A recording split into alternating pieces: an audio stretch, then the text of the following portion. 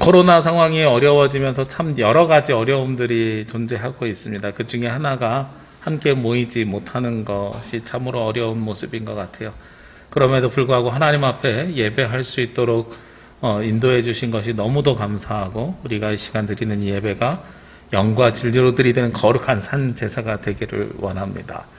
각자의 자리에서 서로가 있지만 우리가 하나님 앞에 예배 드리는 것이 얼마나 소중하고 존귀한 일인지를 다시 한번 깨닫는 시간이 되는 것 같습니다. 사람이 인생을 마무리할 때, 그리고 사람이 이 땅에서의 삶을 마무리하면서 모든 사람이 남기는 것은 아니지만 때로는 어떤 분들은 유언이라는 것을 남기게 됩니다.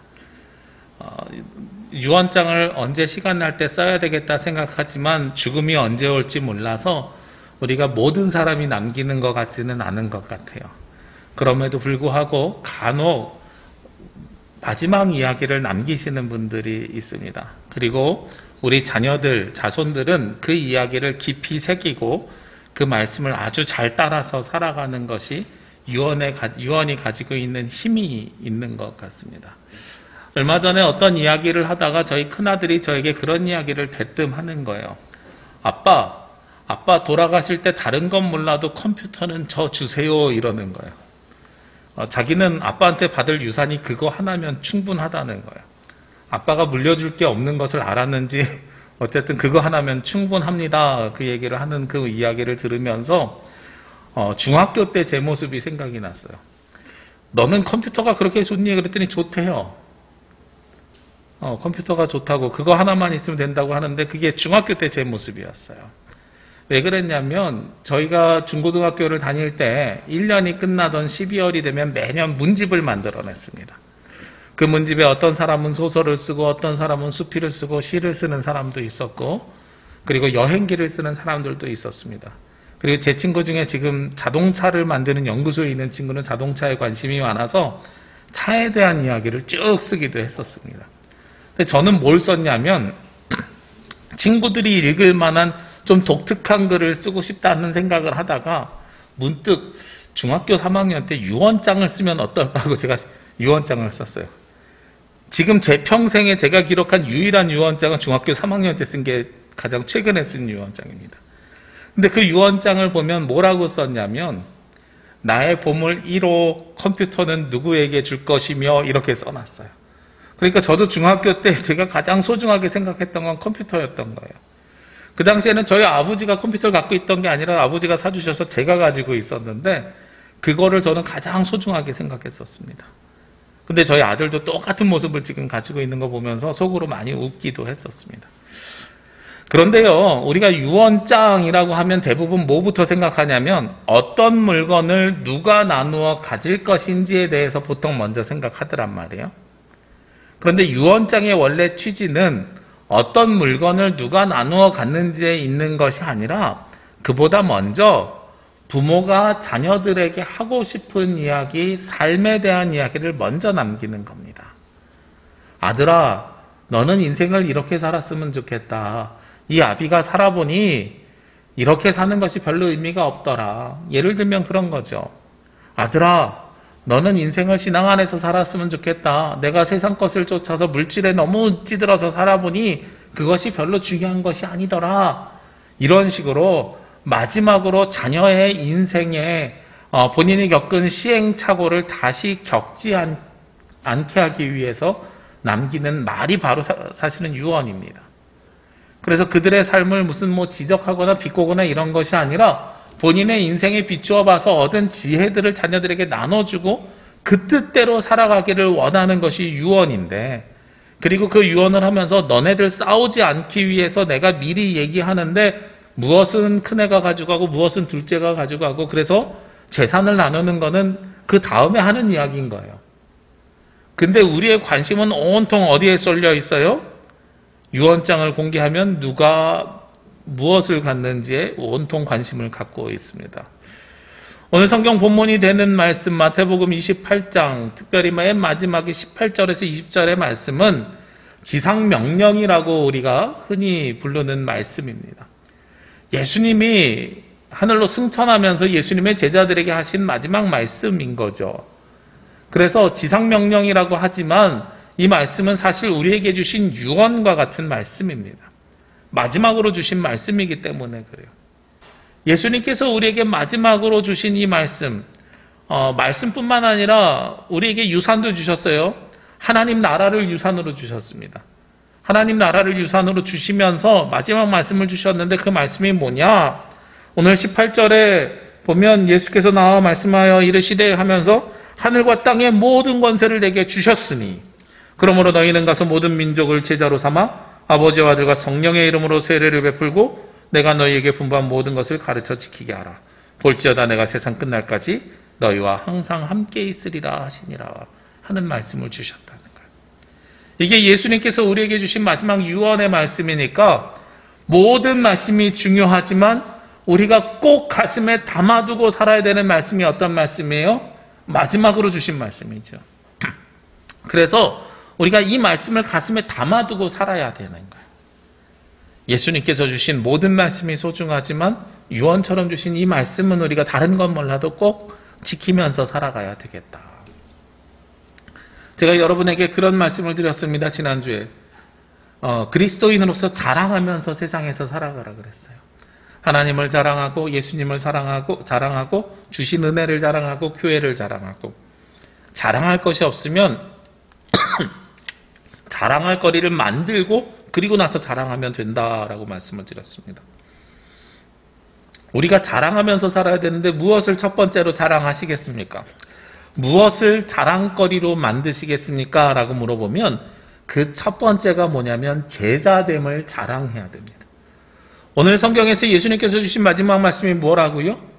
내가 하늘과 땅의 모든 권세를 받았으니 예수님이 받아서 제자들에게 다시 줍니다. 무엇을 주셨냐면 그러므로 너희는 가서 모든 민족을 제자로 삼아라고 말씀하고 있어요. 그러니까 세상 사람들을 제자로 삼는 것이 예수님의 제자들의 역할이에요. 이 말씀을 예수님이 누구에게 주셨어요? 그 외에 있는 16절 말씀에 보면 11 제자가 갈릴리에 가서 예수께서 지시한 산에 이르러 유다를 제외한 11 제자가 받은 말씀이에요. 그러니까 이미 제자가 된 사람이 세상으로 나가서 다른 사람들을 모든 민족을 어떻게 하라고요? 제자로 삼아라 라고 하신 말씀이에요. 그러니까 우리가 기본적으로 그리스도인이면 무엇이 되어야 돼요? 제자가 되어야 되는 거예요.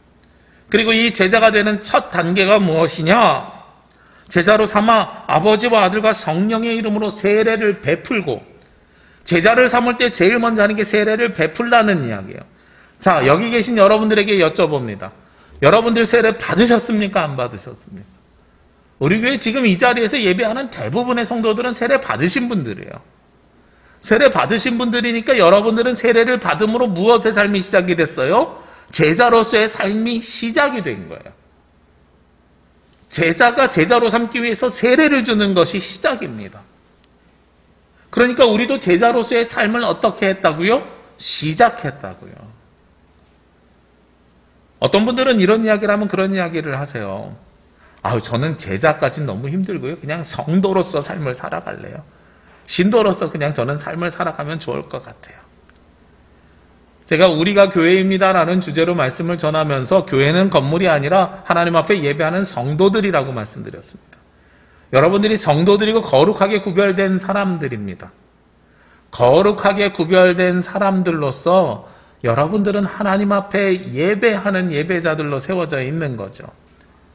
그런데 거룩하게 구별된 성도들은 곧 세례를 받은 제자로서의 삶을 시작해야 되는 사람들이에요.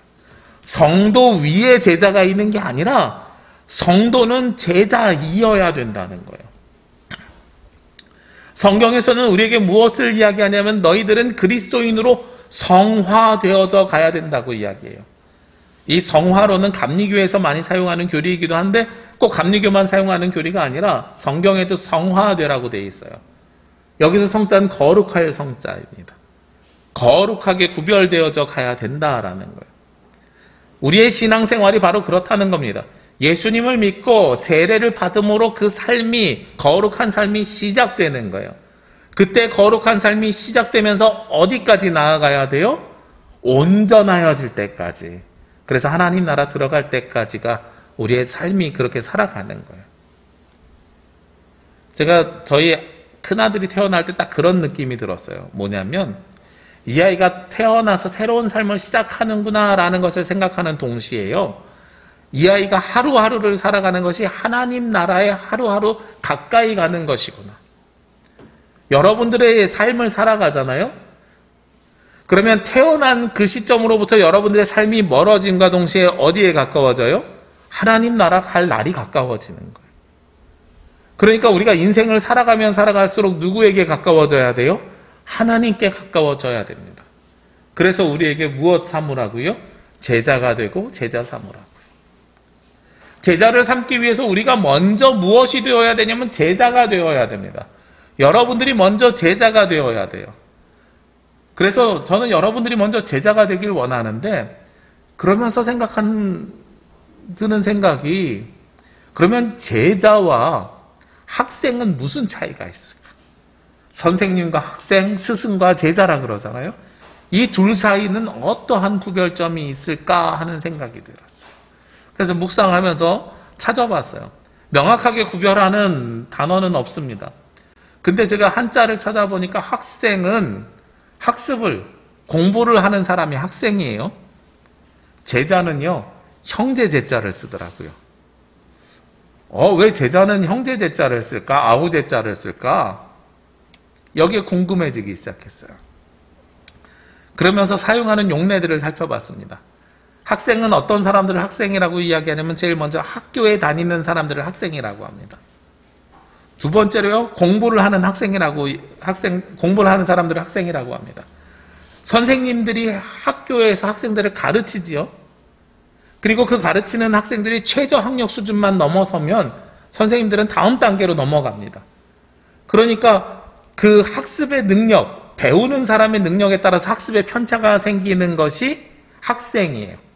그래서 어떤 학생은 1등하는 학생도 있고 어떤 학생은 꼴등하는 학생도 있어요. 공부를 잘하는 학생도 있고 못하는 학생도 있어요. 그런데 제자들은 보면은요, 높낮이가 있는 사람들이 아니에요. 보통 제자라는 단어를 누가 많이 사용하냐면 무형문화재 이런 분들이 제자를 드린다 그러잖아요. 창을 잘하는 사람이 제자를 드려요. 도자기를 만드시는 분들이 제자를 드려요. 제자를 들여서 그 사람들을 가르치는데 어떻게 가르친다 그래요? 도제 시스템으로 가르친다. 1대1로 맞추는 교육을 시켜요. 그런데 무형문화재가 제자를 가르쳐서 이 제자가 무엇이 되기를 원하냐면 또 무형문화재가 되기를 원하거든요. 그러면 그때는 제자에게 무엇을 해준다고 이야기하냐면 가르친다는 표현을 사용하는 것이 아니라 그때는 전수해준다라는 표현을 써요. 무형문화재 몇 호 무슨 창을 제가 전수받았어요. 제가 도자기 명장에게 어떤 도자기 만드는 방법을 전수받았어요. 라는 표현을 쓰는 거죠. 전수라는 단어 속에는 내용을, 지식을 배우는 가르침의 개념을 훨씬 넘어서서요, 영과 혼과 만드는 방법과 그리고 생활하는 삶의 모습을 전체를 다 배우는 것이 전수라는 거예요.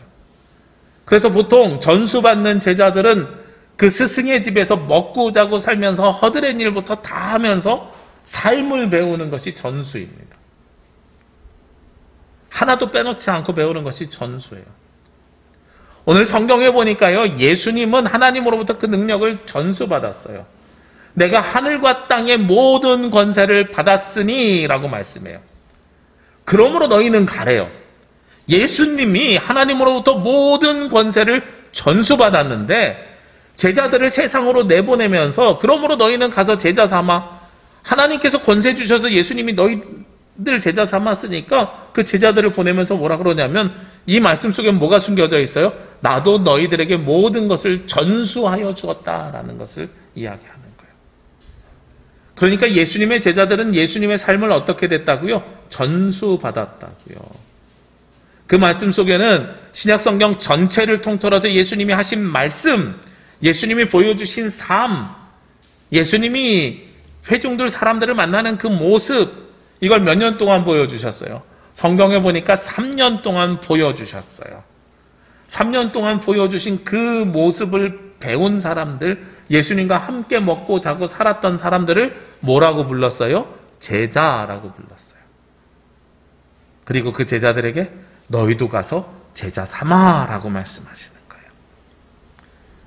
우리가 성도가 되기로 하고 교회에서 예수 그리스도를 믿기로 하면 우리도 무엇이 되어야 된다 그러냐면 성도 이퀄 제자가 되기 시작해야 됩니다.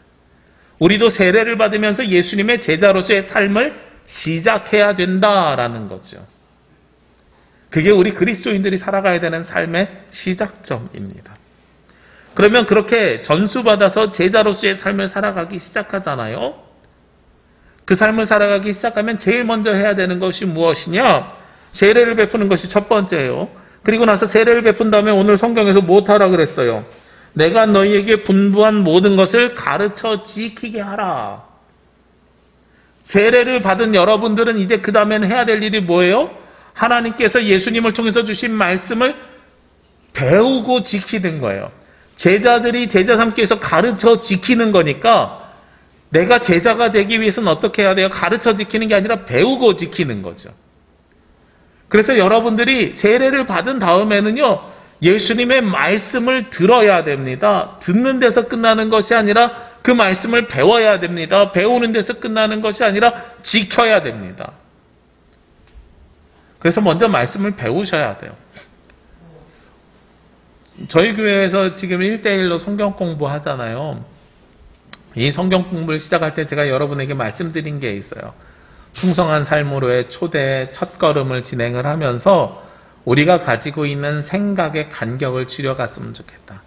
우리가 하나님 나라를 향해서 같은 꿈을 꿨으면 좋겠는데 앉아 계신 여러분과 제가 그리고 여러분 사이에서 서로 다른 꿈을 꾸고 있으면 교회가 하나 되지 못하기 때문에 한 몸을 이루는 공동체로서 우리가 그 간격을 줄여가는 방법으로 말씀을 함께 나누자라고 말씀을 드렸어요.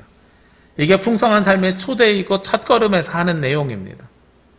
그리고 나서 그 다음 단계로 풍성한 삶의 기초라는 과정이 있습니다. 앞에는 7주고 뒤에는 12주예요. 그런데 맨 마지막에 기초라는 단계는 26주예요. 말이 풍성한 삶의 기초이지 이것이 사실상 1대1 제자 훈련입니다. 26주 동안 내 삶을 말씀을 통해서 변화시켜 가는 거예요.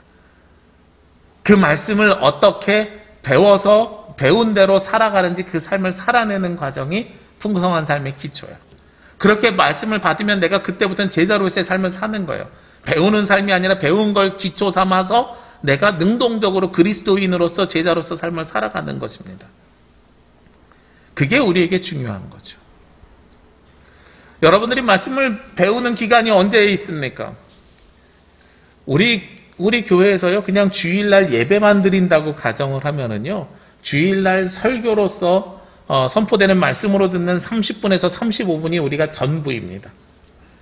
개인이 따로 성경 공부를 하거나 따로 혼자서 묵상하는 시간을 갖지 않으면 이 시간이 우리가 말씀을 배우는 전부의 시간이에요.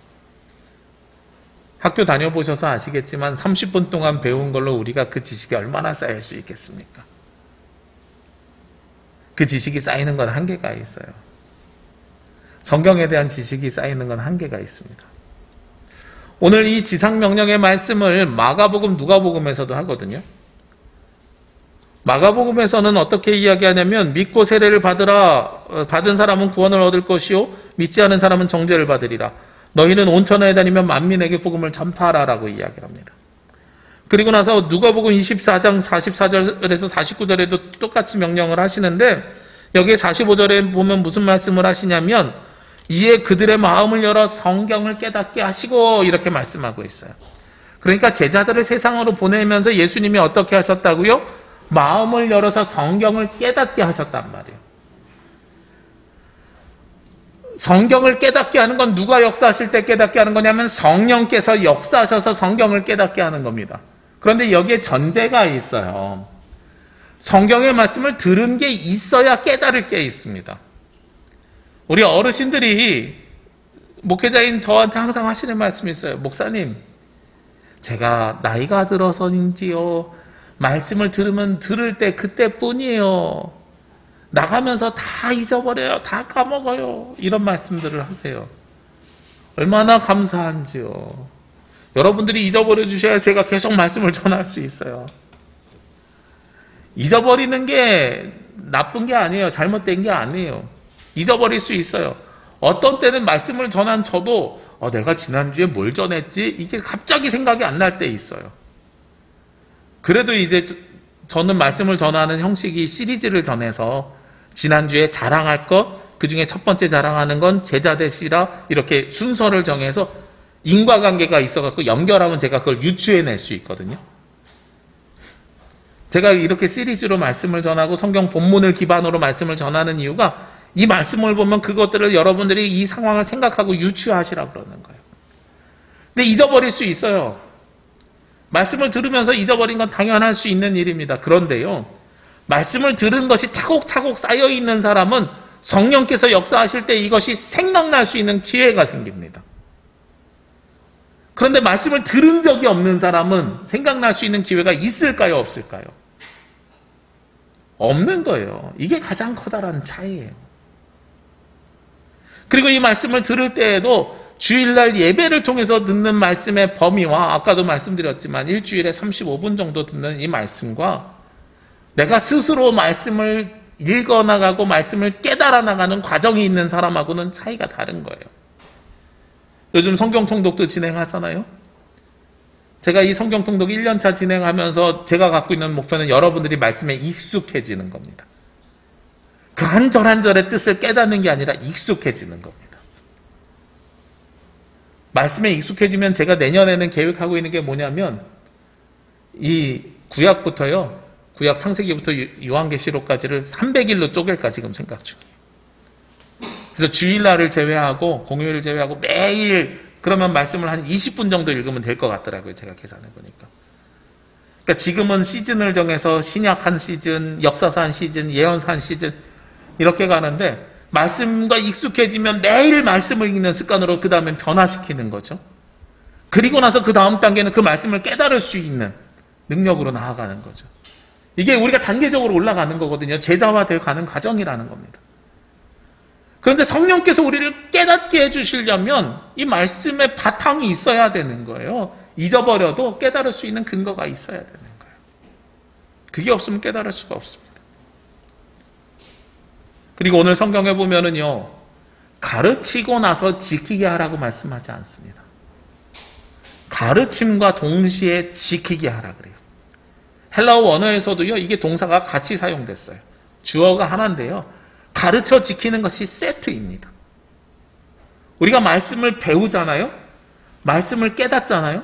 말씀을 배우고 깨닫고 나서 지키는 게 아니라 배우고 깨달으면 그 말씀을 살아내는 것이 세트입니다. 우리가 올해 결단 찬양으로 무엇을 부릅니까? 살아낸 만큼 사랑한 만큼이라는 찬양을 불러요. 말씀대로 우리의 삶을 살아내라는 거예요. 이게 제자로서의 삶입니다. 세례를 받고 시작하고 말씀을 배우고 그 말씀대로 삶을 살아내는 것, 이것이 제자로서의 삶을 시작하는 겁니다. 아까 말씀드린 것처럼 까먹어서 살아내지 못할 수도 있어요. 그러나 때때로 누가 역사하신다고요? 성령께서 역사하셔서 우리를 깨닫게 하시면 그 순간 그 삶을 살아내라고 말씀하고 있는 겁니다. 그게 바로 제자로서의 삶을 살아내는 거예요. 그리고 오늘 예수님께서는 볼지어다 내가 세상 끝날까지 너희와 항상 함께 있을지어다. 세상 끝날까지 우리와 함께 하실 것을 약속하시면서 다시 처음으로 무엇을 이야기하신다고요? 세상으로 가라고요. 모든 민족을 제자로 삼기 위해서 세상을 향해서 나아가라고 이야기합니다. 제자는 세상 속으로 나아가는 사람이에요.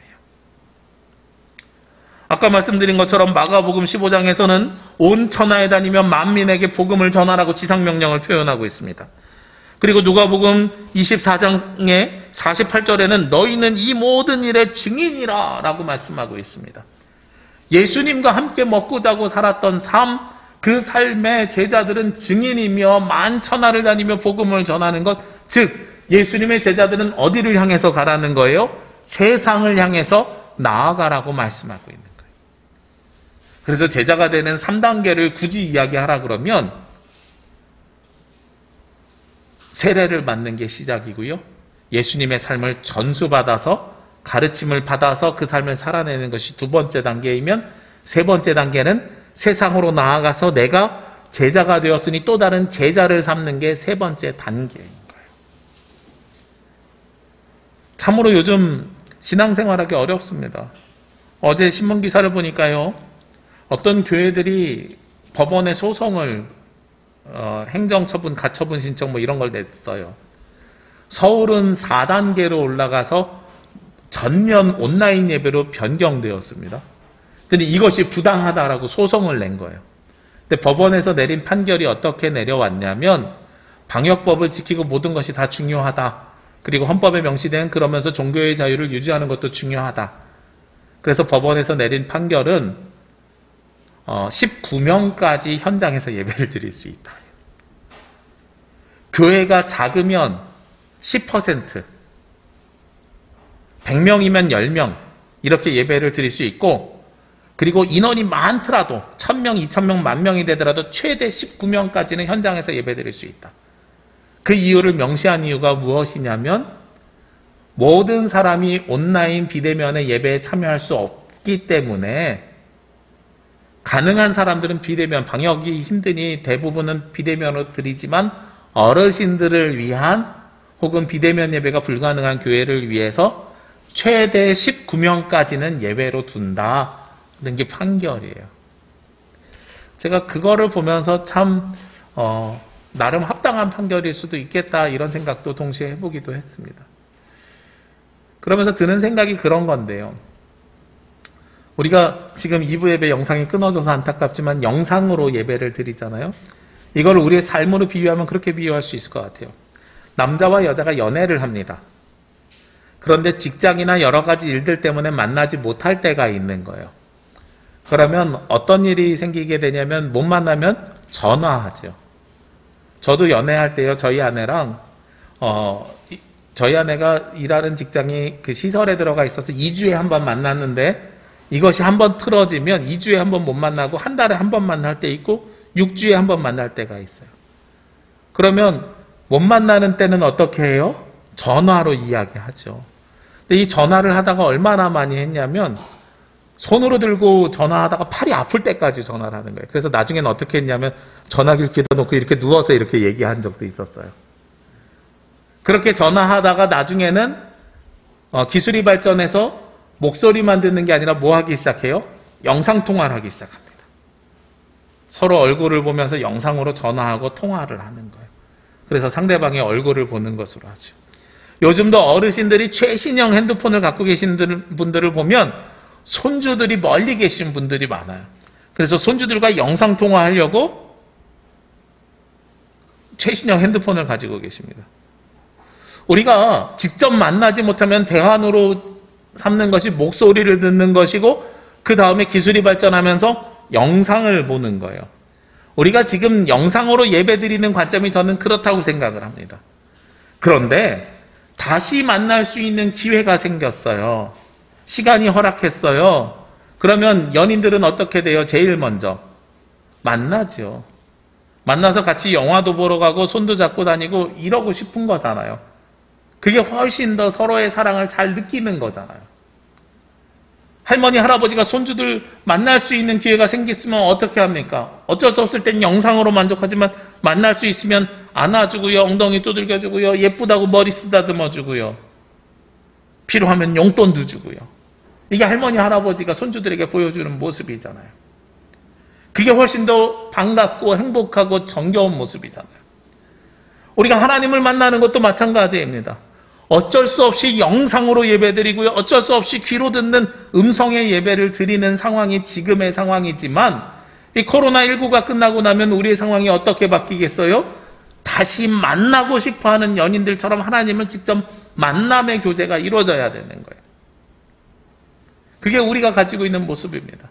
한 여론조사 기관에서 조사를 했습니다. 성인의 77%, 청소년의 68%가 코로나 시절이 끝나면 다시 예배당에서 모이는 예배를 드리고 싶습니다라는 이야기를 했다는 거예요. 그게 우리가 가지고 있는 모습이죠. 예수님의 제자가 된다는 것은 그렇게 예수님을 만나서요, 세상 속에서 사람들을 만나가면서 세상에 있는 사람들을 제자로 삼아가는 겁니다. 내가 전수받은 것을 전수해 주는 겁니다. 이것은 영상으로 불가능한 일이에요. 요즘 많은 것들을 배울 수 있는 것이 인터넷이고 영상이고 유튜브입니다. 그래서 저도 많은 것들을 인터넷으로 배웁니다. 이렇게 눈으로 보이는 것 뭐 이런 거 다 전구 갈고요. 막 이런 거 환풍기 갈고 이런 거 다 배워서 인터넷으로 배워서 할 수 있어요. 근데 제가 인터넷으로 배우는 것 중에 어려운 것 중에 하나가 뭐냐면 요리예요.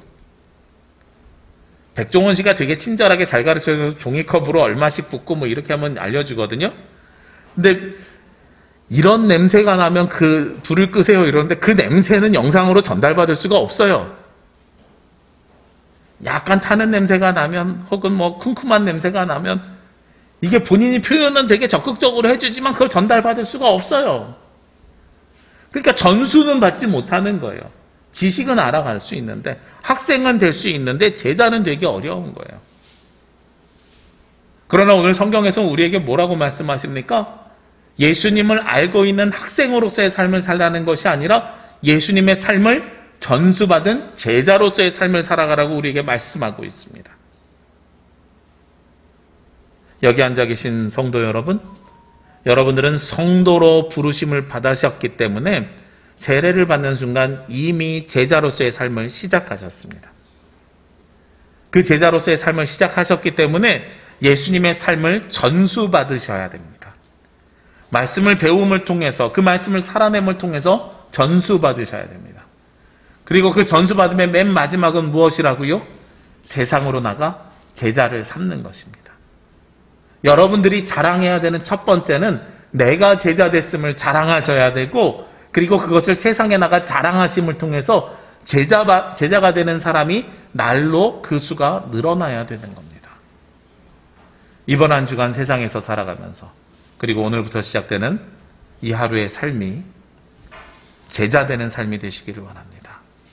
우리가 제자가 되어 예수 그리스도께 영광을 드리며 예수님께서 주신 말씀을 받아 그 삶을 살아내며 그 삶을 다른 이들에게 전수하여 주는 제자의 삶을 살아가시는 저와 여러분이 되시기를 주의 이름으로 기도합니다. 함께 기도드리겠습니다. 사랑과 은혜가 충만하신 아버지 하나님 감사합니다. 주님께서 주신 이 말씀을 따라 살아갈 수 있도록 도와주심에 더욱 감사드립니다. 오늘 주신 말씀을 기억하며 예수 그리스도의 삶을 본받아 살아가는 제자들이 되기를 원합니다. 제자가 되어 그 삶을 살아내기를 원합니다. 제자가 되어 모든 민족을 제자로 삼아내기를 원합니다.